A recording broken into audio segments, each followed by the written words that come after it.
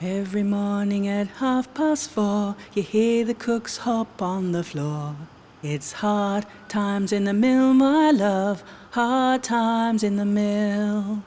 Ain't it enough to break your heart? Have to work all day and at night it's dark. It's hard times in the mill, my love, hard times in the mill. It's hard times in the mill, my love, hard times in the mill. Concrete Feathers, Porcelain, Tacks is a title and came for me really early on in making the work. It reflects on, I suppose, this idea of the industrial landscape, the brutality of that, the hardness of it. But it's also about the warmth, the gentleness, the human kind of contact, the way that we survive or endure things. And so it's a kind of contrasting of materials and this idea of hardness, hardship, softness, warmth, the kind of textures of collective living. Rochdale is the birthplace of the cooperative movement in the Western world. The cooperative movement developed as a response to some of the really difficult hardships that people who worked in the mills were experiencing. Around access to food, access to warmth, heating, shelter in many cases. And so the principles, these 7 principles, which are kind of loosely couched around the ideas of collectivity, around the idea of responsibility, what stake we have, how much we give in terms of how much we get back. And so I wanted to take these principles and have conversations, loose conversations about what that means now in a kind of contemporary setting. My mum and dad left me there for a week, and then they come for me the week after. But see, we all lived in tourist houses and the mills and the hundreds of mill chimneys you could see. You could see hundreds from the end of the street. And but she lived in a council house which had a garden, and I was fascinated. We have a retired joiner, Pete, who has been rewilding a patch of ground, a piece of land on the outside of an estate that he lives on in Rochdale. He talks about his early childhood, his kind of beginnings of interest in terms of nature as a kind of lead-in, and then we see him at the rewilding site. We have a group of young people who wanted to be part of the film, and I introduced them as bringing their kind of an idea of the future, an idea of the legacy of what they've taken on living in Rochdale and how that might transform. And so they come in and out of the film as a kind of active group, and they have conversations about the things that they like to do, but also the things that are difficult in terms of social media. We have a group of older people who are from a dance and movement group, and they choreographed a small piece with their dance teacher sitting on a bench in the park, which is about Rochdale. It's about what they like to do. It references the Seven Sisters flats. We meet Sultan, who's the ex-mayor of Rochdale, the first Asian Muslim mayor of Rochdale. And he takes us, I guess, on a story, a little bit of his life. He talks about being a small child as a goat herder, moving to the UK, being unwell as a child and having to spend time in hospital, and then his kind of commitment to Rochdale, and then his subsequent position as a mayor. I mean, I guess the whole film is about the intersections of human existence, really. The moments where people meet, whether that's, again, across time or across kind of geographical locations. And so they kind of unravel as the film progresses. And we meet different people who share their stories and their lives with us.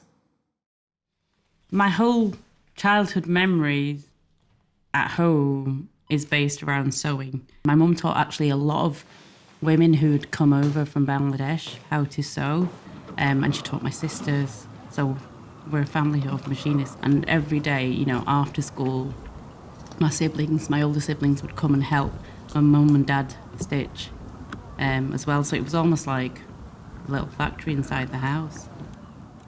We've used paintings, objects, artefacts from the museum collection. So I selected a large number of objects and paintings, and we started to have online conversations using those objects and paintings to stimulate further discussions that we were having in the groups.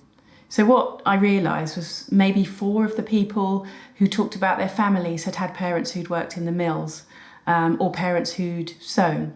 And so a sewing machine became one of the selected items, for example. So it's about using the objects, and we were really lucky that actually the collection were really supportive of us actually using the artefacts rather than the idea of the display cabinet. We were allowed to use them as kind of almost living objects. So we have one scene as well where the Coal Not Dole mug, which is from the miners' strike in the late 70s and 80s, is actually being used to drink tea. So it's this idea that these objects are still living, the idea of history still being alive.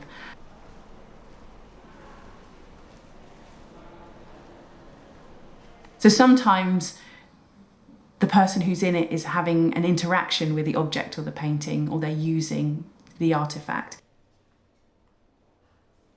Sultan was completely excited by a painting called The Trick Track Players, and he said it reminded him of being in Pakistan. So we have that being installed in the Touchstones cafe on a wall that had nothing on it, and so we've kind of created a scene where he's in charge of the installation of this painting.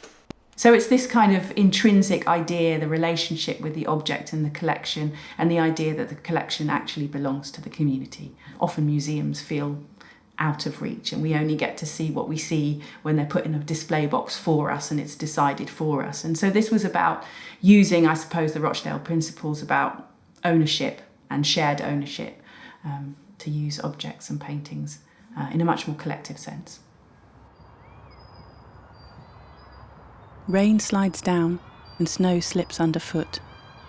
The tram meanders from Oxford Road to Rochdale. It is a place unknown. The unknown is never this. There is always something familiar. The glinting of sun in the eye, the point that nail meets skin, the surface of dust, a child's cry. So I have a number of ways, I suppose, a number of strategies for storytelling. Sometimes it's about my voice being the central voice, and I use different voices, usually from text or song or poetry, alongside my voice to try and tell different kinds of stories, as well as bringing in some of the dynamics of making as well. The start of the film, we can hear the cameras start to roll, set. There's a point in the film where we see the sound man making a click. It's about unpicking and unravelling the whole process of filmmaking, and that includes me, but also the people who are also working with me.